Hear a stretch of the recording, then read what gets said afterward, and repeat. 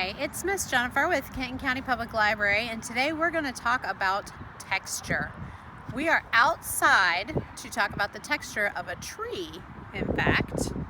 But first, I would like to point out that you can come to the Kenton County Public Library and check out books about all kinds of things related to texture. The library is open, so you can come and see us. So what is texture? Texture is a word that means how something feels. Some textures that you might encounter are smooth, rough, bumpy, soft, fuzzy. All of those are different kinds of textures. So one of the textures we're going to talk about today is rough, and another one is smooth. So what do you have near where you are that feels smooth? A piece of paper feels smooth. It doesn't have a lot of big bumps or ridges or any parts that stick up or that dip down.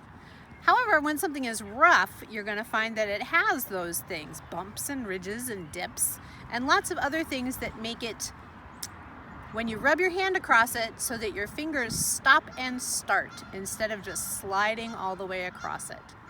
So to look at texture today, we are going to make a crayon rubbing of the bark of a tree.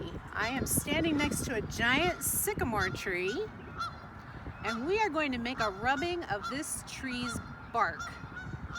And then we'll be able to have a representation in crayon of what that texture is.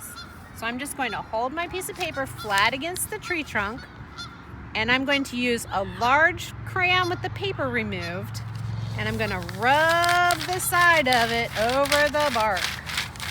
Now, if this tree were smooth, you would see crayon all over the paper. But since it's rough, the crayon only shows up on the parts of the tree that stick away from the trunk because the trunk is rough.